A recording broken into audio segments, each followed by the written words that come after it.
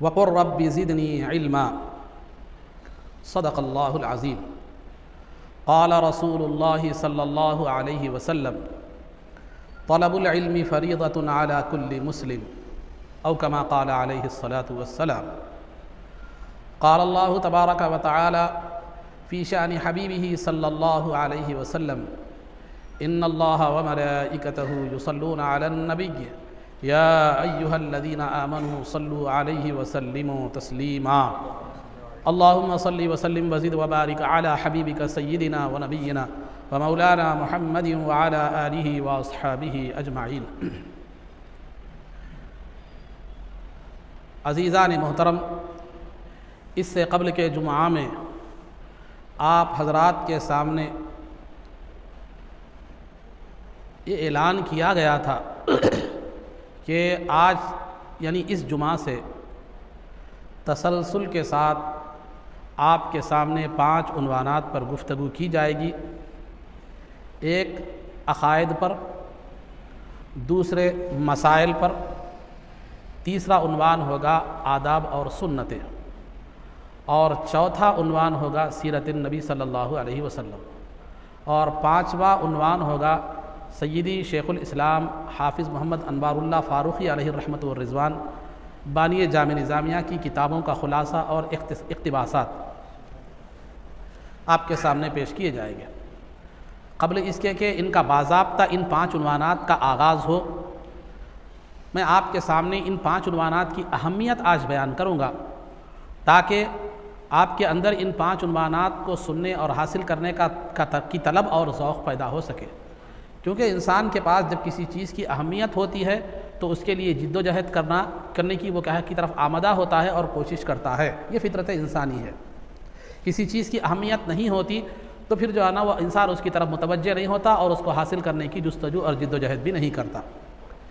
पहले तो मैं आपको बतलाता चलूँ कि इसकी ये 5 उन्वानात की जो है ना उमूमी एक अहमियत बतलाता चलूँ। उमूमी अहमियत जो है, सरकार खुतबा मसनूना के बाद मैंने जिस आयत मुबारका की तिलावत का शरफ़ हासिल किया है उसमें अल्लाह रब्बुल इज़्ज़त ने सरकार को हुक्म दिया।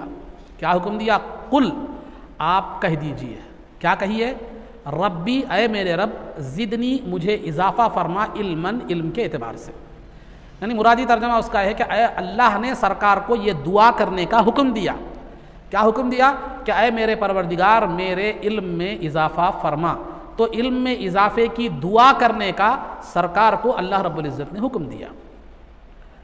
तो मुफस्सिरीन इकराम इस आयत की तफसीर में फरमाते हैं कि अल्लाह रब्बुल इज़्ज़त के पास अपने महबूब के लिए कायनात में अगर इससे बेहतर कोई चीज़ होती तो अल्लाह वो मांगने का हुक्म देता। यानी अगर माल की अहमियत होती तो अल्लाह हुक्म देता कि अय अल्लाह, सरकार को दुआ करने का हुक्म देता कि अय अल्लाह मेरे माल में इजाफ़ा फरमा, या औलाद में इजाफ़ा फरमा, या कारोबार में इजाफ़ा फरमा। तो अल्लाह के नज़दीक कायनात में सबसे अहम तरीन चीज़ जो है ना वो है इल्म का हुसूल और इल्म की ज़्यादती। यही वजह है कि अल्लाह रब्बुल इज़्ज़त ने सरकार दो आलम सल्लल्लाहु अलैहि वसल्लम को इल्म में ज़्यादती तलब करने की, दुआ करने का हुक्म दिया। इससे इल्म से ज़्यादा और बेहतर कोई चीज़ होती तो अल्लाह रब्बुल इज़्ज़त सरकार को उसकी दुआ करने का, उसमें इजाफ़े और ज़्यादती की दुआ करने का हुक्म देता था। तो मालूम यह हुआ कि दुनिया में जो है, दुनिया में सबसे ज़्यादा अगर कोई चीज़ अहम है वो है इल्म का हासिल करना, वो इल्म दीन हो या इल्म दुनिया हो। इल्म दीन दुनिया व आखिरत की कामयाबी का ज़ामिन है और इल्म दुनिया दुनिया की कामयाबी का ज़ामिन है। अगर आप एक बड़े आलिम हैं, फाजिल हैं, बहुत बड़े अल्लाह वाले हैं तो आपकी इबादत की बात अलग होगी, आपके मामलात अलग होंगे, आपकी सोच अलग होगी, आपकी फ़िक्र अलग होगी, आपकी ज़िंदगी का लाइफ स्टाइल क्या होगा? अलग होगा।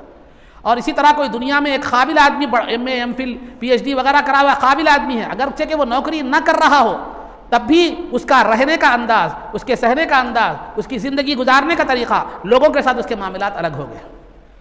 वो आम झोपड़पट्टी के लोगों की तरह, सलम एरिया के लोगों की तरह उसकी लाइफ स्टाइल और ज़िंदगी नहीं होती। उसकी ज़िंदगी सलीक़ामंद होती है, लोगों से गुफ्तगू का तरीक़ा होता है, जो भी मामलात होता है वो क़ानूनी अंदाज़ में जो है ना हल करने की कोशिश करता है। वो अपने वतन के लिए बेहतर होता है और मुआशरे के लिए बेहतर होता है।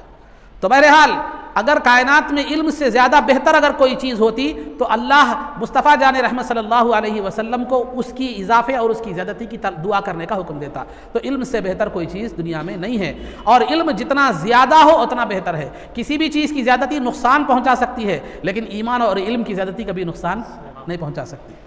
ये जितने ज़्यादा होते चले जाएंगे उतना इंसान और बेहतर होता चला जाएगा, संवरता चला जाएगा, निखरता चला जाएगा। आप बादाम, काजू, पिस्ता, ड्राई फ्रूट्स, ये ज़बरदस्त चीज़ें हैं, बहुत अच्छी चीज़ें हैं, लेकिन पूरे मिला के 5 किलो खा लो आप, फ़ायदे के बजाय आपको मोशंस हो जाएंगे, तबीयत और क्या हो जाएगी, बिगड़ जाएगी। हालांकि ये क़ुव्वत वाली चीज़ है, एक हद तक खाएंगे तो फ़ायदेमंद होगा, लेकिन उससे ज़्यादा अगर खाएंगे तो फिर आपकी तबीयत क्या हो जाएगी, बिगड़ जाएगी, लेने के देने पड़ जाएंगे, लेने के देने पड़ जाएंगे। लेकिन ईमान जितना ज़्यादा होता चला जाए तो खुदा का खुर्ब उतना ज़्यादा होता है और इबादत का वज़न भी उतना ज़्यादा होता है। सहाबा इकराम ईमान में सबसे ज़्यादा मखलूक में थे, सरकार के अंबिया के बाद ईमान में सबसे ज़्यादा अगर किसी का ईमान था तो वह सहाबा इकराम था। तो बतलाया गया, लौ अनफ़क़ अहदुकुम मिस्ला उहुदिन ज़हबन, जो है ना, अगर तुम में से आम मुसलमानों में से कोई आदमी उहद पहाड़ के बराबर भी सोना खैरात कर दे तो सहाबी के पौसेर जो है ना अनाज के खैरात करने के बराबर उसका वजन नहीं होगा। तो बहरहाल अजीज़ान मोहतरम, बतलाना ये मकसूद है, मैं बतलाना ये चाह रहा हूँ। तो ईमान और इल्म एक ऐसी चीज़ें हैं, या अमल सालेह एक ऐसी चीज़ है जो जितना भी ज़्यादा हो उतना उस इंसान के लिए फ़ायदेमंद ही होगा, और जो है ना इसके कोई हद नहीं है, इसका कोई जो है ना वो नहीं है, इसका कोई, इसके लिए कोई वो उसूल और ज़ाब्ता नहीं है।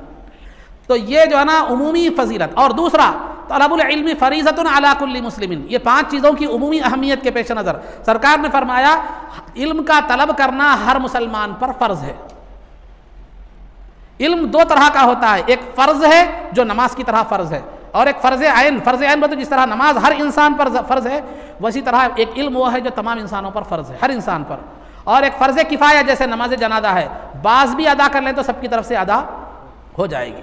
तो लिहाजा जो है ना ये जो ज़रूरी मालूमात है, यानी बुनियादी तौर पर अक़ायद, अल्लाह के बारे में, रसूल के बारे में, फ़लाँ फ़लाँ जो है ना आखिरत के बारे में, फ़रिश्तों के बारे में इंसान को कैसा ईमान रखना चाहिए, ये ज़रूरी अक़ायद का जानना, ज़रूरी मसाइल का जानना, ज़रूरी आदब व सुन्नत का जानना, ये तमाम ज़रूरी मसाइल जो ज़िंदगी में जिसके ज़रिए से इंसान ज़िंदगी गुजार सके, इनका जानना फ़र्ज़ ऐन है नमाज की तरह। इनका छोड़ना उसी तरह गुनाह है जिस तरह नमाज छोड़ना गुनाह है। अब तफसीरी इल्म हासिल करना, तफसीर हदीस पढ़ना, जैसे हम जिसको आलिम कोर्स कहते हैं, वो फ़र्ज़ किफ़ाया है। हर बस्ती में से, हर मुकाम से चंद लोग या एक आध आदमी भी अदा कर ले तो सबकी तरफ से क्या हो जाएगा, अदा हो जाएगा। तो लिहाजा अज़ीज़ान मोहतरम, तो बताना ये मकसूद है कि फ़र्ज़ ऐन, बहुत से हमारे नौजवानों में एक वसवसा पाया जाता है, अरे जाओ न को, पूछो न को, मालूमात करो न को, मालूमात करे तो फिर अमल करना पड़ता। ये एक बस एक चीज़ हमारे अंदर पाई जाती है, नौजवानों में भी पाया जाता है। अब लोगों के दरमियान घर में कोई इख्तिलाफ हो गया, कोई झगड़े हो गए, अरे मुफ्ती साहब को पूछे तो फैसला हमारे मुताबिक मिलता कि नहीं मिलता कि, चुपके पुलिस स्टेशन जाओ, कोर्ट जाओ, जाओ, उनको बिठाओ, इनको बिठाओ, ऐसा करो, ये करो, वो करो, जो है वो दूसरे रास्ते हम इख्तियार करते हैं। तो ये जो है ये वसवसा शैतानी है कि मालूमात हासिल करेंगे तो अमल करना पड़ता, न हासिल मत करो तो अमल करने की ज़रूरत ही पेश नहीं आती। यह शैतानी वसवसा है। मालूमात हासिल करते हैं आप लेकिन अमल नहीं करते तो एक गुनाह होगा आपको अमल नहीं करने का, लेकिन मालूमात हासिल नहीं करते और अमल भी नहीं करते तो फिर आपको 2 गुनाह होंगे, एक तो मालूमात हासिल न करने का गुनाह, दूसरा अमल न करने का गुनाह। तो ये एक वसवसा शैतानी है, इससे हमें बचने की ज़रूरत है। तो लिहाजा मैं बतलाइए खुलासा क्या निकला कि उमूमी तौर पर ज़रूरी इल्म हासिल करना, ये जो है ना ये इल्म की तलब रखना कायनात की सबसे अजीम तरीन चीज़, इल्म जो है ना जो चीज़ है, जो मशगला है, वो इल्म की ज़्यादती को तलब करना है और फिर ज़रूरी इल्म हासिल करना, ये फ़र्ज़ ऐन है जिस तरह नमाज फ़र्ज़ ऐन है। अब ये उमूमी वो फ़ायदा था। अब आइए जो है ना आपको खुसूसी फ़ायदा बताता चलूँ हर एक का। अक़ीदा, अक़ीदा किसको कहते हैं? अक़ीदा है, अक़ीदा ये अरबी लफ्ज़ है और ये निकला है अक़द से। अक़द से, अक़द के माना घीटी यानी गांठ के हैं, गांठ बोलते हैं, घीटी जिसको हम बोलते हैं, घीटी के हैं। तो घीटी का मतलब ये होता है, अक़ीदा कहते हैं शरीयत के वो मामला जिनका जानना, जिनको मजबूती से थामना इंसान के लिए क्या हो, ज़रूरी हो। जैसे बड़े लोगों को सुनते, ये मेरी बात है, ये मेरी नसीहत है, सुन लो मियाँ, बल्कि घीटी बांध के रख लो, भूलना नहीं, इसको अच्छी तरह जो है ना मजबूती से थाम लो का मतलब होता है। तो अक़ीदा अक़द से है, अक़द के माना घीटी के हैं और अक़ीदा शरीयत में कहते हैं, अक़ीदे को अक़ीदा कहते हैं शरीयत के वो मामलात जिनको दिल से सच जानना व मानना ज़रूरी है। शरीयत के वो मामलात जिनको दिल से सच जानना मानना ज़रूरी है उनको क्या कहते हैं? उसको अक़ीदा कहते हैं। और अक़ीदे की जमा जो है अक़ायद है। जैसे अल्लाह एक है, आप दिल से सच जान रहे हैं, मान रहे हैं। मोहम्मद सल्लल्लाहु अलैहि वसल्लम उसके रसूल हैं, दिल से सच जान रहे हैं, मान रहे हैं। और इसके बाद जो है ना एक ज़िंदगी है, मरने के बाद हमें ख़ब्र की ज़िंदगी भी है, ये जान रहे हैं, मान रहे हैं। आखिरत की ज़िंदगी है, जान रहे हैं, मान रहे हैं, दिल से सच जान रहे हैं। इसी का नाम क्या है? अक़ीदा है। अक़ीदे की अहमियत जो है ना, आपका अंदाज़ा लगा अक़ीदे की अहमियत क्या है? अक़ीदे की बहुत ज़्यादा अहमियत है। अक़ीदे की अहमियत मुख्तसर तौर पर मैं आपको बताता चलूँ। अक़ीदा दुनिया में इंसान की पहचान का ज़रिया है, इंसान की पहचान का ज़रिया है। तहज़ीब और कल्चर ये अक़ीदे का ही नतीजा है।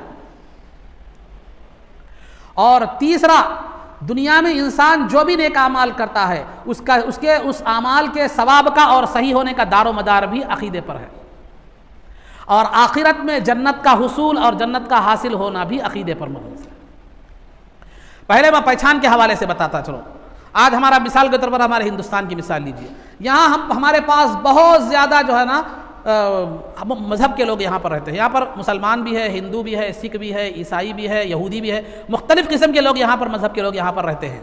तो आप उन मुख्तलिफ़ अक़ीदे के लोगों को क्या करते हैं? आप कैसे पहचानते हैं? ईसाई नसारा किसी को क्रिश्चन कहते हैं तो जो है ना वो मूसा अलैहिस्सलाम का मानने का जो दावा करने वाले हैं उनको आप क्रिश्चियन बोलेंगे। और जो है ना जो मूसा अलैहिस्सलाम को मानने का दावा करने वाले हैं उनको आप यहूदी कहेंगे। और गुरु नानक जो है ना के मानने वालों को क्या करेंगे? आप ईसाई सिख कहेंगे। और फिर जो है ना एक मज़हब के मानने वाले को आप हिंदू कहेंगे। और अल्लाह और उसके रसूल को, इस्लाम के मानने वाले को आप मुसलमान कहेंगे। ये जो पहचान है इंसान की दुनिया में वो अक़ीदे की बुनियाद पर ही है, वो अक़ीदे की बुनियाद पर है। अब आप बोलेंगे नहीं, सिख जो है ना पहचान बसा औक़ात जो है किससे होती है? लिबास और जो है ना ज़ाहिर से भी होती है, लेकिन वो ज़ाहिरी लिबास और जो है ना वो चीज़ वो एक मुस्तकिल जो है पहचान नहीं है। असल मुस्तकिल पहचान वो अक़ीदा है। जैसे मिसाल के तौर पर सिख हजरात की मिसाल ले लीजिए। सिखों के पास एक जो है ना वो लोग क्या करते हैं? दाढ़ी छोड़ते हैं, अमामा बांधते हैं, ये एक शमला बांधते हैं। कौन? सिख हजरात। अगर वही दाढ़ी और शमला ही सिख हजरात की पहचान अगर मान लिया जाए तो बहुत से सिख हजरात ऐसे हैं जो वो भी नहीं बांधते, तो क्या उनको आप सिख नहीं कहेंगे? है ना कोई बात। तो बहरहाल ये पहचान जो है, लिबास है या जो दाढ़ी है या अमला है या शमला जो है, ये चीज़ें यकीनन बसा औक़ात पहचान का ज़रिया बनती हैं, ज़ाहिर जो लिबास है वो, लेकिन वो जो है ना हकीकत में इंसान की पहचान वो अक़ीदे से है। आप तमाम मज़हब के लोगों को देखिए, सब फिज़िकली तौर पर, जिस्मानी तौर पर सब एक ही तरह के हैं। हर मज़हब में काले लोग भी पाए जाते हैं, गोरे लोग भी पाए जाते हैं। कोई कुदरती और मजहबी और फिजिकली कोई जो है ना शनाख्त ऐसी नहीं है कि जिसकी बुनियाद पर इसे ईसाई कहा जा सके, इसे यहूदी कहा जा सके, इसे सिख कहा जा सके। सब इंसान एक ही तरह के हैं, लेकिन उन्हें मजहब के या उन्वान से उन्हें क्या किया जाता है? पहचाना जाता है। और आप कोई भी अहम कार्ड डॉक्यूमेंट भी बनाना होता है तो आपको नाम के साथ, वल्दियत के साथ मजहब भी जो है ना आपको बताना पड़ता है। और हुकूमत उन्हीं बुनियादों पर, यानी मजहब की बुनियाद पर किसी को अक़लियत करार देती है, किसी को अक्सरियत करार देती है। उसके हिसाब से जो है ना क्या करती है हुकूमत? फ़ंड रखती है या जो है ना असम्बली में बिल पास करती है, उनके लिए फ़ंड पास करती है, फला जो भी होता है। तो बहरहाल दुनिया में इंसान की पहचान जो होती है वो मजहब से होती है और अक़ीदे से होती है। और तहज़ीब का वजूद भी अक़ीदे से होता है। तहज़ीब का वजूद भी अक़ीदे से। 5 वक्त नमाज पढ़ता, मुसलमान है, 5 वक्त नमाज पढ़ता है, रोज़ा रखता है, ज़कात देता है, हज करता है, क़ुरबानी देता है, मरने के बाद ख़बर में जलाता नहीं, दफन करता है। ये तमाम चीज़ें ये मुसलमानों की जो है ना एक कल्चर है, एक तहज़ीब है। ये तहज़ीब किस वजह से आई? आप नमाज क्यों पढ़ते हैं? गैर मुस्लिम भी जो है ना इबादत करते हैं, उनका तरीक़ा अलग है। सिख भी इबादत करते हैं, ईसाई भी, यहूदी सब इबादत करते हैं, लेकिन हमारी तरह 5 नमाजें नहीं पढ़ते। उनकी इबादत का तरीक़ा अलग है, उनके मजहबी रसूम और रिवाज अलग है। क्यों? उनके अक़ीदे ने उस बात की तालीम दी, वो उस पर अमल करते हैं। हमारे अक़ीदे ने इस बात की तालीम दी, हम इस पर अमल करते हैं। तो लिहाजा ये तहज़ीब जो कल्चर जो होता है ये भी वजूद में आता है अक़ीदे की बुनियाद पर। यह भी वजूद में आता है अक़ीदे की बुनियाद, क्योंकि 5 नमाजें हम इसलिए पढ़ते हैं कि अल्लाह ने हुक्म दिया। ज़कात, रोज़ा, हज वगैरह इसलिए करते हैं कि अल्लाह ने हमें हुक्म दिया है। मरने के बाद जो है ना हम इसलिए हमें दफन किया जाता है कि हमें शरीयत ने इस बात का हुक्म दिया है। तो खुलासा गुफ्तगू ये है कि दुनिया में इंसान की पहचान भी अक़ीदे से है और तहज़ीब और कल्चर भी वजूद में आता है तो अक़ीदे से वजूद में आता है। और तीसरा, अमल की मकबूलियत भी अकीदे पर है। मैं आपको बतलाता चलूं, एक आदमी है, हर अच्छा काम कर रहा है, हर अच्छा काम, खैर खैरात, गरीबों की मदद, कमज़ोरों की मदद, बीमारों का इलाज, फला फला चैरिटी के बहुत ज़्यादा काम, जिंदगी उसकी चैरिटी में गुजर गई, बहुत अच्छा काम कर रहा है मखलूक के लिए, लोगों के लिए। तो दुनिया में तो वो अच्छा आदमी समझा जाएगा, लेकिन अगर ये तमाम होते हुए भी उसके पास ईमान नहीं है तो फिर आखिरत में उसके अमल का कोई एतबार नहीं होगा। क्योंकि अल्लाह ने फरमाया, वल्लदीना कफरू अअमालुहुम कसराबिन बिक़ीअतिन यहसबुहु अद-दमआनु माआ, कि जो लोग मुसलमान नहीं हैं, जो ईमान नहीं लाए, उनके आमाल की मिसाल जो है ना, उस रेगिस्तानी चमकने वाली मिट्टी की तरह है।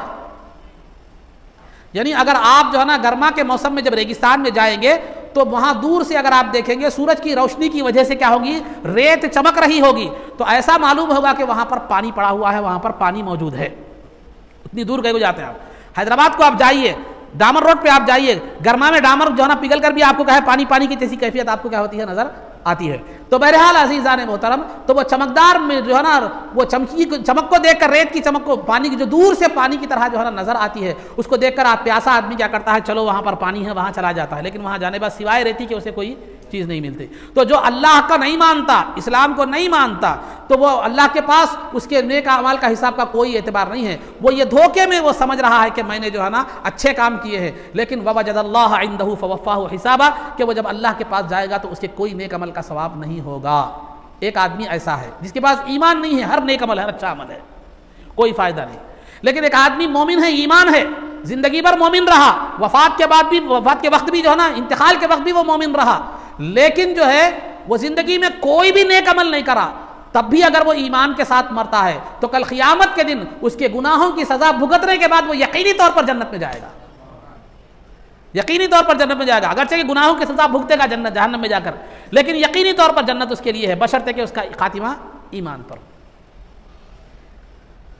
तो लिहाजा ये अकीदे का तीसरा फायदा, पहला तो यह है कि इंसान की शनाख्त दुनिया में अकीदे से है, दूसरा यह है कि तहजीब और कल्चर की बुनियाद अकीदा है, तीसरा यह है कि इंसान की दुनिया व आखिरत में जो है ना अमल की मकबूलियत हो या आखिरत की कामयाबी हो, दुनिया व आखिरत की कामयाबी ये भी अकीदे पर मुनहसिर है। यह है अकीदे की अहमियत। यूँ तो अकीदे की अहमियत हर ज़माने में रही है, लेकिन आज के ज़माने में अकीदे की और ज़्यादा अहमियत है, क्योंकि साबिक़ा ज़माने में इल्म आम था, गुमराह अकीदों की कमी थी, लेकिन आज के ज़माने में गुमराह अकीदे बहुत आ चुके हैं और बहुत गुमराही के जो है ना हर कोई अपने आप को सच कह रहा है। तो ऐसे वक्त में हमारी ज़रूरत ये पैदा होती है कि हक़ क्या है, जो है ना वो गलत क्या है, वो जानने की ज़रूरत है। अगर बाज़ार में एक प्रोडक्ट है, बाज़ार में एक ही प्रोडक्ट है और वो ओरिजिनल है, तो एक ही प्रोडक्ट है, तो लिहाजा जो है ना वो उसको इंसान को कोशिश और जिद्दोजहद करने की ज़रूरत नहीं पेश आती, वो सीधा जाएगा और ले लेगा। लेकिन जो है ना अगर उसी तरह के कापी कई जो है ना प्रोडक्ट आ गए, वो डुप्लीकेट प्रोडक्ट, तो इंसान को क्या करना पड़ता, तहकीक करना पड़ता, देखना पड़ता, मशवरा करना पड़ता, उसके बारे में पढ़ना पड़ता या उसका सिंबल देखना पड़ता, बहरहाल जो भी है। तो आज के दौर में गुमराह अकीदे बहुत फैल चुके हैं, तो लिहाजा आज जानना बहुत ज़्यादा ज़रूरी है कि अकीदा सहीहा क्या है, ताकि हमारी दुनिया व आखिरत की कामयाबी हमारा मुक़द्दर बन सके। और अकीदा सहीहा क्या है, सरकार ने उसको बतलाया कि जो है ना अकीदा सहीहा वो है कि मा अना अलैहि व अस्हाबी, कि मैं और मेरे सहाबा जिस पर है वो अकीदा सहीहा है। जो अकीदा मेरे और मेरे सहाबा का है वो क्या है मालूम है, वो अकीदा सही है और जन्नत में ले जाने वाला है, और उसी अकीदे को बिल इत्तेफाक अहले सुन्नत कहा जाता है। अकीदा अहले सुन्नत का है। मैं आपको तफसीलात बताऊंगा आगे, लेकिन मैं अभी आज ये क्या है मालूम है, मुख्तसर तमहीद बता रहा हूँ। मैं गुमराह फ़िरक़ों का भी तज़किरा करूँगा, फिर उनके अक़ायद क्या है वो भी बतलाऊँगा, फिर ये अहले सुन्नत क्यों है और हक़ क्यों है ये भी बतलाऊँगा। ये सब बातें आगे आपको आएंगी, आप पूरे दलाइल की रोशनी में इंशाअल्लाह, लेकिन मैं आज तमहीदी तौर पर मैं सब बता रहा हूँ। तो ये अक़ीदे की बात थी। दूसरा, मसाइल, इंसान को ज़रूरी मसाइल हासिल करना, जानना ज़रूरी है। अगर इंसान ज़रूरी मसाइल नहीं जानता तो नुकसान क्या है? नुकसान यह है कि अगर वो मसाइल नहीं जानता तो वो इबादत सही नहीं कर सकता। अगर आपको वज़ू के मसाइल मालूम है तो वज़ू कर सकेंगे, नमाज के मसाइल मालूम है तो नमाज पढ़ सकेंगे, तहारत के मसाइल मालूम है तो तहारत सही तौर पर ले सकेंगे, नहीं मालूम रहे तो कुछ भी नहीं। तो जो है ना अगर इंसान मसाइल नहीं मालूम, मसाइल से जाहिल है, तो पहला नुकसान यह है कि वो इबादात को सही तौर पर अदा नहीं कर सकता, पहला नुकसान। और दूसरा नुकसान यह है कि लाइल्मी की वजह से वो हराम व हलाल की भी तमीज़ नहीं कर सके, बर्बाद हो जाता। आपको कारोबार के मसाइल नहीं मालूम, कौन सा कारोबार हराम है, कौन सा कारोबार हलाल है, नहीं मालूम। बहुत से लोग आपको ऐसे मिलेंगे जिनको कारोबार हराम है या हलाल है मालूम नहीं है, ये नौकरी हलाल है या हराम है मालूम नहीं है, लेकिन शुरू कर दिए कारोबार भी, नौकरी पर लग गए, कमा रहे हैं, बीवी बच्चों को पाल रहे हैं, घर चला रहे हैं, मगर पूरा हराम का पैसा है। या बाज़ लोग कारोबार हलाल तरीके से शुरू करते हैं, हलाल कारोबार करते हैं, लेकिन तरीका शरीयत से वाकिफियत न होने की वजह से हराम तरीका, गलत तरीका इख्तियार करते हैं, जिसकी वजह से वो हराम कमाई कमाकर दुनिया व आखिरत बर्बाद कर लेते हैं। तो दूसरा तरीका क्या है? एक तो इबादत सही नहीं होती मसाइल मालूम ना होने की वजह से, दूसरा हराम और हलाल की तमीज़ इंसान के अंदर ख़त्म हो जाती है और वो हराम कमाई का मुर्तकिब हो जाता है। तीसरा हक़ तलफ़ी भी करती है, इंसान हक़ तलफ़ी भी कर बैठता है। उसकी एक मिसाल मैं आपके सामने बताता चलूँ। आज हमारे पास किसी का इंतकाल हो जाता है तो ये विरासत में जो है ना, बहनों को हिस्सा नहीं दिया जाता। आमतौर पर यह मामला है, बहनों को हिस्सा नहीं दिया जाता और ये कहकर टाल दिया जाता है कि जो है ना, बहनें अरे उनकी शादी में बहुत कुछ दे दिए, उनको पाले बड़े करे, शादी करे, सब करे, फिर अब उनको क्या ज़रूरत है? तो तेरे भी करे ना, भाई को भी करे ना, पढ़ाए लिखाए, पाले परवरिश करे, शादी करे, वो नज़र नहीं आ रहा।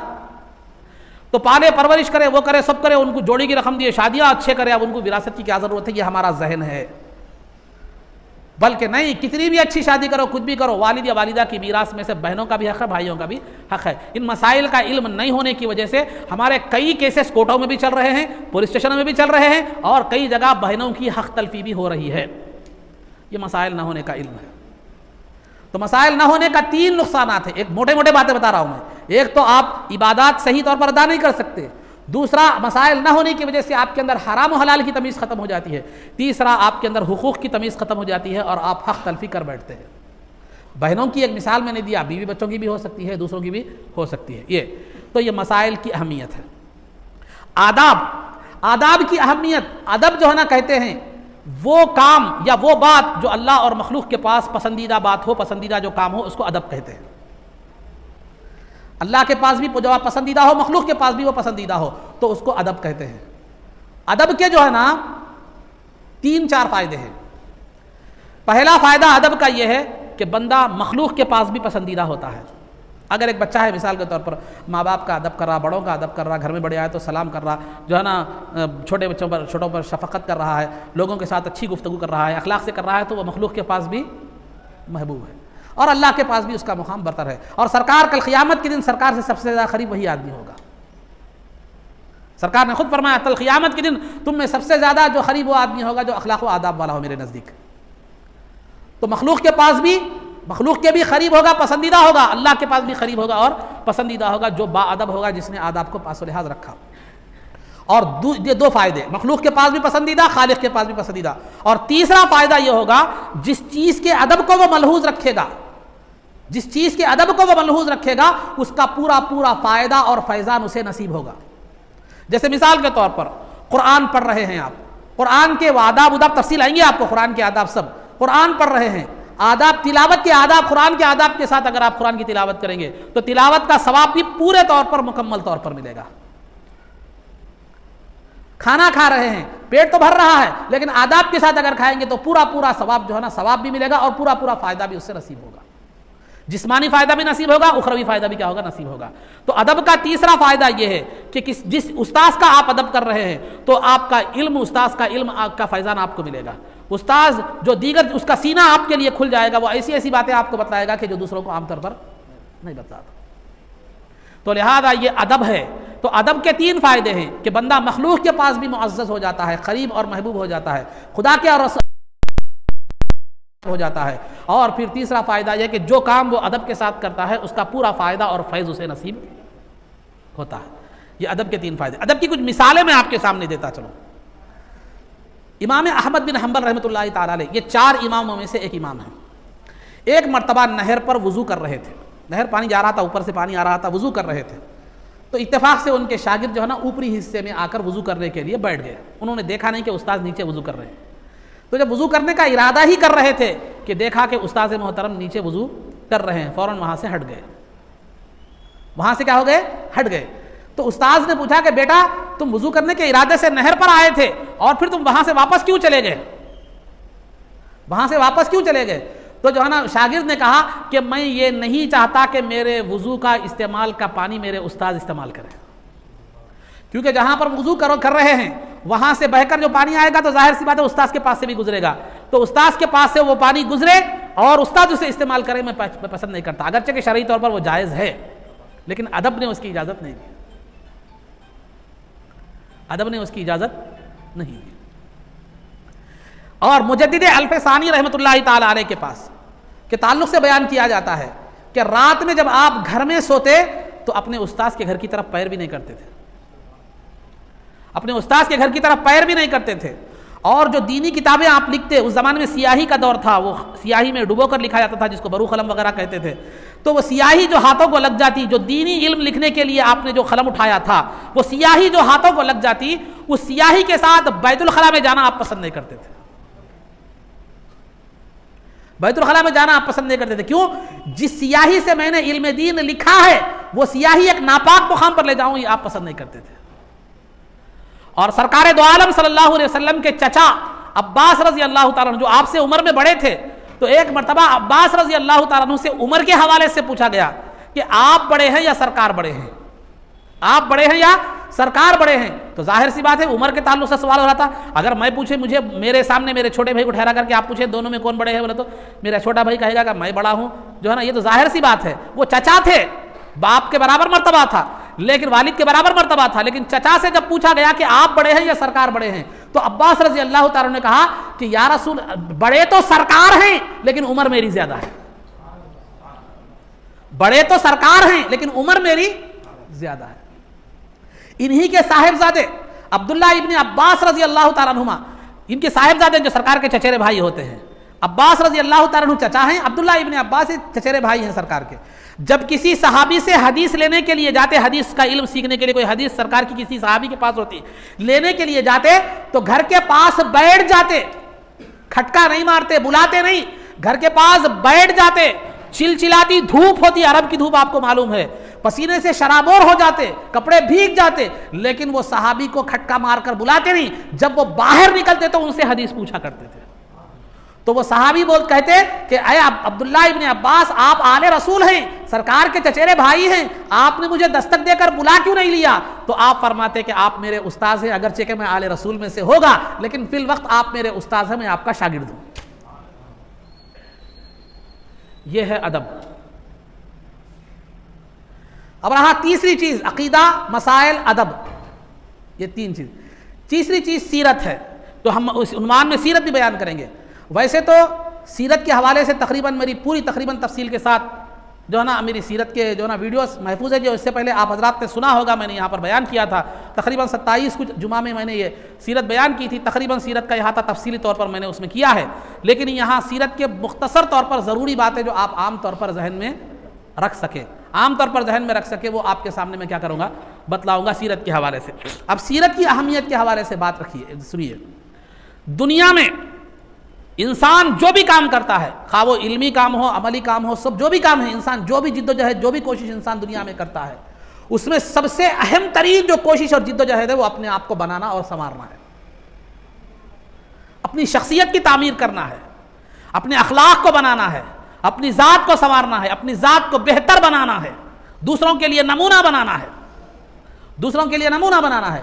तो सबसे अहम काम दुनिया में कमाना, शादी करना, बच्चों को परवरिश करना, ये सिर्फ सब काम हैं, लेकिन सबसे अहम तरीन काम दुनिया में अगर कोई है तो वो है इंसान की शख्सियत की तामीर, शख्सियत को बनाना, शख्सियत को संवारना, शख्सियत को निखारना। और ये शख्सियत को जो बनाना है वो तीन चीजें उसके लिए दरकार हैं, एक तालीम, दूसरा तरबियत, तीसरा नमूना। तालीम, तरबियत, नमूना, ये तीन चीजें शख्सियत को निखारने के लिए जरूरी है।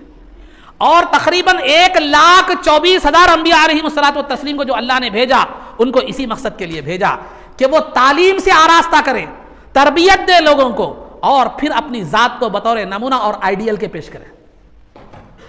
सरकार की जब बिअसत का और सरकार को भेजने का जिक्र जब आप कुरान में सुनते हैं तो अल्लाह ताला ने फरमाया सूरह जुमुआ में, हुवल्लज़ी बअस फिल उम्मिय्यीना रसूलन मिनहुम यतलू अलैहिम आयातिही व युज़क्कीहिम व युअल्लिमुहुमुल किताब वल हिकमा, कि जो है वही जात है जिसने अपने रसूल को अरब के अनपढ़ लोगों में रसूल बनाकर भेजा, और सरकार उनको तालीम देते हैं, उनकी तरबियत करते हैं, ये मकसद उसका बताया गया। फिर दूसरे मुकाम पर अल्लाह ने फरमाया लक़द कान लकुम फ़ी रसूलिल्लाहि उस्वतुन हसना, यकीनन सरकार की जिंदगी में तुम्हारे लिए एक बेहतरीन नमूना है। तो तालीम, तरबियत, नमूना, ये 3 चीज़ों के लिए सरकार को भेजा गया, तमाम अंबिया को भेजा गया। लेकिन तमाम 1,24,000 अंबिया अलैहिमुस्सलातु वत्तस्लीम में से सिवाय सरकार के न किसी की तालीमात महफूज है, न किसी की तरबियत महफूज है, न किसी का नमूना महफूज है। हाँ, उन बुजुर्गों की वही तालीमात, वही नमूने महफूज है जो कुरान में अल्लाह ने और सरकार ने हदीस में बयान फरमाया। तो उनकी तालीम, तरबियत और नमूना महफूज भी है तो कुरान और हदीस के हवाले से महफूज है। आज बस जो कुरान और हदीस में बयान किया गया वही वो सही है, बाकी आज वो अपनी असली हालत पर बाकी नहीं है। लेकिन सरकार की जिंदगी का हर लम्हा महफूज है। सरकार ने गुफ्तगू करते वक्त अगर कभी जो है ना टेका लिया है, बैठे हुए थे टेका लिया, तो वो भी जिक्र मुहद्दिसीन ने फरमा दिया। कभी किसी बात पर सर पर हाथ लगा दिया तो मुहद्दिसीन ने वो भी जिक्र फरमाया। और हदीस बयान करते वक्त सर पर हाथ लगाकर बयान करते थे। अगर निशिस्त बदल कर सरकार ने हदीस बयान की है तो जब मुहद्दिसीन हदीस बयान करते तो वो निशिस्त बदल कर वो हदीस को बयान करते ताकि वो सरकार की अदा भी महफूज रह जाए हदीस के साथ साथ। तो सरकार की जात का नमूना, सबसे बेहतरीन नमूना दुनिया में मौजूद है, उसी का नाम सीरत है। तो 3 चीजें, तालीम, तरबियत और नमूना, ये सीरत में, ये इसके लिए जो है ना सीरत जरूरी है। तो सरकार दो आलम सल्लल्लाहु अलैहि वसल्लम को जो भेजने का मकसद है वो दीगर चीजें तो है ही हैं, तालीम, तज़किया और तालीम, तरबियत, तज़किया माने तरबियत आप लीजिए उसके माना, और दूसरा नमूना। उसके बाद सरकार दो आलम सल्लल्लाहु अलैहि वसल्लम से तरबियत पाकर जो सहाबा निकले उनका भी एक नमूना सुन लीजिए, जो सहाबा निकले उनका भी एक नमूना सुन लीजिए। उमर फारूक रजी अल्लाह तआला अन्हु का मामला चल रहा है तो वो आपके सामने जिक्र करता चलो। उमर फारूक रजी अल्लाह तआला अन्हु के कपड़ों पर 25 पेवन हुआ करते थे। और मस्जिद नबवी में एक मर्तबा आप आराम फरमा रहे हैं तो नीचे कच्ची ईंट रखकर सो रहे हैं। एक वफ्द आया, कैसर और किसरा सुपर पावर हुकूमतें जो है उस जमाने में जो है ना थी, कैसर और किसरा रूम और ईरान की हुकूमतें, उनका वफ्द आया, आकर मस्जिद में देख सर का पूछा कि खलीफा वक्त कहाँ है, तो लोगों ने कहा मस्जिद में आराम कर रहे हैं। दो लोगों का तस्वुर यह था कि खलीफा है, बादशाह है, कैसे होंगे, कपड़े जो है ना एक बड़ा मसनद वगैरह वगैरह उनकी शान, वो जहन से उन्होंने गए, देखे मस्जिद में कोई वैसा नजर नहीं आया। तो फिर आकर लोगों में पूछा क्या खलीफा कहाँ है, तो लोगों ने कहा मस्जिद में है। तो उन्होंने कहा कि मस्जिद में तो एक फटे पुराने कपड़े वाला शख्स आराम कर रहा है जो कच्ची ईंट को तकिया बनाकर आराम कर रहा है। तो लोगों ने कहा वही हमारा खलीफा है। जब करीब गए, जब उमर फारूक रजी अल्लाह तआला अन्हु के चेहरे को देखा तो रोब से उनकी निगाहें न ठहर सकी। ईद का मौका है, ईद का मौका है, चप्पल फटे हुए हैं और चप्पल टूट गई। तो अहलिया मोहतरमा से कहा कि वो चप्पल को सी दिया जाए। तो अहलिया मोहतरमा ने कहा कि इतनी मर्तबा चप्पल सी गई है कि अब सीने के काबिल नहीं है। तो वैसे ही नंगे पैर निकल गए, बगैर चप्पल के निकल गए। और निकलते वक्त अहलिया ने कहा अगर आप खलीफा वक्त हैं, फिर ईद के मौके पर जा रहे हैं ईदगाह को, लोग नंगे पैर देखेंगे तो क्या समझेंगे। तो जो है ना आपने कहा अगर उमर दुनियादारों को देखता तो उमर ये हालत में नहीं होता। उमर ये देखता है कि अल्लाह और उसके रसूल क्या कहता है। ये तरबियत मुस्तफ़ा का असर था। तरबियत मुस्तफ़ा ने उनको उस मुकाम पर फरमा दिया जिसको फनाफिल्ला और फनाफिर रसूल का मुकाम कहा जाता है। ये मामूली मुकामात नहीं होते। बोलना बहुत आसान है, मैं फनाफिल्ला था, फनाफिर रसूल था, नहीं, बल्कि फनाफिल्ला फनाफिर रसूल आदमी उसी वक्त होता है जबकि उसकी हर हरकत और सुकून में अल्लाह और उसके रसूल की मर्जी शामिल हाल हो, दुनिया उसका मकसूद ना हो। तो अजीज़ान मोहतरम, ये तरबियत का असर था। तो शख्सियत को संवारने के लिए तालीम, तज़किया और नमूना, ये नमूना जो है ना आपको सीरत मुबारका में मिलेगा। और 5वां उन्वान जो मैंने बतलाया था आप लोगों को वो था बानी जामे निज़ामिया अलैहि रहमतु व रिज़वान की किताबों का खुलासा और इख्तिबास। बानी जामे निज़ामिया, फाउंडर ऑफ जामे निज़ामिया, वो शख्सियत हैं आरिफ बिल्लाह, कामिल, वली कामिल, बल्कि सरकार की बारगाह में भी आप मकबूल थे। आपकी इबादात के हवाले से बताया जाता है आपका इल्म क्या था। आप किताब जब सुनेंगे मुझसे तो आपको अंदाजा हो जाएगा कि आपका इल्म कैसा था। तो आपकी जो किताब का मैं दर्स शुरू करने जा रहा हूं वो किताब है अनवार अहमदी, जो सबसे पहले। तो ये किताब का दर्स मैं शुरू करने जा रहा हूं। ये किताब जो है ना असल में सरकार ने बानी जामे निज़ामिया अलैहि रहमतु व रिज़वान तीसरे सफ़र हज के लिए गए थे। वहां तकरीबन 3 साल क़ियाम रहा। क़ियाम के दौरान सरकार की बारगाह में मिलाद मुबारक और दुरूद शरीफ के फ़ज़ाइल वगैरह पर कुछ अशआर लिखे थे। बाद में ख्याल पैदा हुआ कि उन अशआर को किताब में तब्दील कर दिया जाए, तो तकरीबन 300 से ज़ायद जो है ना सफ़हात पर किताब आ गई और उस किताब का नाम है अनवार अहमदी, जिसका मैं इंशाअल्लाह दर्स शुरू करूँगा। आपने जब ये किताब लिखी तो अपने शेख हाजी इमदादुल्लाह मुहाजिर मक्की अलैहि रहमत व रिज़वान को सुनाया। ये हाजी इमदादुल्लाह मुहाजिर मक्की अलैहि रहमत व रिज़वान कौन थे? ये एक साहिब करामत बुजुर्ग थे और इनको शेखुल अरबी वल अजम कहा जाता था। यानी ये अरब वालों के भी पीरो मुर्शिद थे, अजम वालों के भी पीरो मुर्शिद थे। अजम में इनके मुरीदीन में कौन थे? एक तो खुद बानी जाम निज़ामिया अलैहि रहमत व रिज़वान की ज़ात गिरामी थी, और दूसरा जो है आपके जो है ना पीरो मुर्शिदीन में बानी देवबंद कासिम नानतवी साहब भी आपके मुरीदीन में है, अशरफ अली थानवी साहब भी आपके मुरीदीन में है, रशीद अहमद गंगोही साहब भी आपके मुरीदीन में है, और जो है ना महमूद हसन जो है ना साहब भी ये जो है ना आपके जो है ना मुरीदीन में है। ये सब जो है ना मकतबे फ़िक्र देवबंदी मकतबे फ़िक्र के उलमा हैं, तो ये सब आपके मुरीदीन में है। लेकिन बानी जाम निज़ामिया ने जब ये किताब लिखकर जो है ना अपने पीरो मुर्शिद के सामने सुनाई, तो पीरो मुर्शिद का क्या तबसरा है, उर्दू में भी आपने तबसरा लिखा और अरबी में भी लिखा, लेकिन अरबी के चंद जो अहम बातें हैं वो आपके सामने सुनाता हूँ। समिअतुहु मिन अव्वलिही इला आखिरिही, मैंने उस किताब को यानी अनवार अहमदी जो अनवारुल्लाह ने लिखी है उस किताब को मैंने शुरू से आखिर तक सुना। ववजदतुहु मुवाफिक़न लिस्सुन्नति सनिय्या, मैंने उस किताब को सुन्नत नबवी के ऐन मुताबिक पाया, सुन्नत नबवी के ऐन मुताबिक पाया। फसम्मैतुहु बिल अनवारिल अहमदिया, मैंने उस किताब का नाम अनवार अहमदी रखा। पीरो मुर्शिद फरमा रहे हाजी इमदादुल्लाह। अब यहाँ जो है ना आगे का जो जुमला है वो काबिल गौर है। इन्नमा हादा मजहबी व अलैहि मदारू मशरबी, ये फरमाया आप इस किताब में जो बातें अनवारुल्लाह ने लिखी है यही मेरा मजहब है, यही मेरा मसलक है, यही मेरा मशरब है। ये कौन? हाजी इमदादुल्लाह मुहाजिर मक्की रहमतुल्लाह ने फरमाया इस किताब के हवाले से। तो अजीज़ान मोहतरम, ये बानी जाम निज़ामिया की किताब का आपका इल्म क्या है आपको मालूम होगा, तफसील के लिए यहाँ गुंजाइश नहीं है, लेकिन तक़वे के हवाले से बात बता चलो। सरकार की बारगाह में मकबूलियत के हवाले से हज को लिए तशरीफ़ ले गए, जाने के बाद वहीं पर रहने का आपने इरादा फरमाया, मदीने मुनव्वरा में ही बाकी ज़िंदगी गुजारने का, लेकिन सरकार की तरफ से हुक्म हुआ कि जाओ और जाकर दक्कन में इल्म दीन का काम अंजाम दो। तो बानी जाम निज़ाम ने आकर जाम निज़ामिया को कायम फरमाया। जब तलबा फजीलत के दर्जे पर पहुँच गए और सालाना जलसे में सनदें तकसीम की गई, तो रात में सरकार ने मुंतजिम के ख्वाब में तशरीफ़ लाए, सरकार लाकर कहा जाम निज़ामिया के जो तलबा हैं उनकी सनदें दो। तो मुंतजिम ने ख्वाब में सनदें पेश की, तो सरकार ने उसकी सनदों पर दस्तखत फरमाई। तो मतलब ये बात बताना है कि बानी जाम निज़ामिया का कायम करदा मदरसा भी सरकार की बारगाह में मकबूल है, उनकी ज़ात भी मकबूल है, उनका इल्म अमल भी जो है ना मकबूल है, और वहाँ की असनादात भी मकबूल है। तो ये मुसन्निफ़ की अहमियत। और इबादत का मामला तो यहाँ तक था कि तहज्जुद, इशराक, चाश्त की नमाजें तो होती ही होती थी, लेकिन आपके शागिर्द रशीद मुफ्ती अव्वल जाम निज़ामिया मौलाना मोहम्मद रुकनुद्दीन रहमतुल्लाह अलैहि तआला फरमाते हैं कि मैंने अपने उस्ताद मोहतरम हाफिज़ मोहम्मद अनवारुल्लाह फारूकी अलैहि रहमत व रिज़वान बानी जामिया की सोहबत में 27 साल रहा, लेकिन कभी कोई नमाज को ख़ज़ा होते हुए नहीं देखा।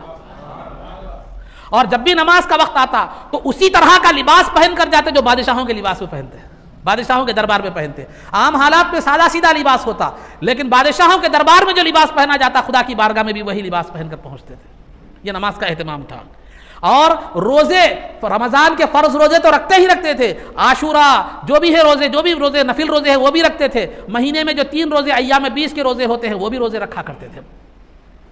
और आखिरी उम्र में हालत ये हो गई थी कि आपने सौम दाऊदी को अपना लिया था, यानी एक दिन रोज़ा रखते थे, एक दिन इफ्तार का खाली रोज़ा छोड़ते थे। ज़िंदगी ऐसी गुजरी, आखिरी ज़िंदगी। और आखिरी वक्त में जब जिस मर्ज़ में, जिस बीमारी में आपकी वफ़ात हुई, वुज़ू करने की सकत नहीं थी, तो तयम्मुम करके नमाज पढ़ते थे, और आपकी आखिरी नमाज जो थी वो तयम्मुम के साथ इशारे से पढ़ी गई थी। यह है बानी जामिया अलैहि रहमत व रिज़वान का मुख्तसर तारुफ। सरकार की बारगाह में मकबूलियत, फिर पीरो मुर्शिद की बारगाह में क्या मालूम ये मकबूलियत। पीरो मुर्शिद ने खुद आप शागिर्द को इन अल्फाज से याद किया, अल्लामा ज़मा फरीद दौरा, ज़माने में सबसे ज़्यादा इल्म रखने वाली शख्सियत और ज़माने में तन्हा और यक्का शख्सियत इल्मी एतबार से। कौन पीरो मुर्शिद ये लक़ब दे रहे हैं। तो अज़ीज़ान मोहतरम, ये आज जो 5 उन्वानात पर जो गुफ्तगू होगी उसकी अहमियत आप हज़रात के सामने आज बयान की गई। इंशाअल्लाह आइंदा जुमा से तमाम उन्वानात पर जो है ना तसलसल के साथ एक बाकायदा आगाज़ जो है ना किया जाएगा। अल्लाह रब्बुल इज़्ज़त से दुआ है कि परवरदिगारा हमें इस्तिफ़ादे का मौका इनायत फरमा और जो कोशिश की जा रही है उसको अपने बारगाह में कबूल मंजूर फरमा और उसको हमारे लिए ज़ख़ीरा आखिरत और ज़रिया नजात बना। हमारे अमाल में इखलास पैदा फरमा और ख़ताओं से दरगुज़र फरमा। इज़्ज़त व आफ़ियत की ज़िंदगी दे और ईमान पर हमारा ख़ातिमा फरमा। रसूल पाक सल्लल्लाहु अलैहि वसल्लम के कदमों में हमारा हश्र फरमा। आपकी शफ़ाअत उज़्मा से हमको बहरावर फरमा। आपके दस्ते मुबारक से जामे कौसर पीना नसीब फरमा। जन्नत में आपकी ग़ुलामी मइयत और इफ़ाक़त नसीब फरमा। सल्लल्लाहु तआला वसल्लम अला खैरि खल्क़िही सय्यिदिना मुहम्मदिन व आलिहि व सहबिही अजमईन बिरहमतिका या अरहमर राहिमीन वल्हम्दुलिल्लाहि रब्बिल आलमीन।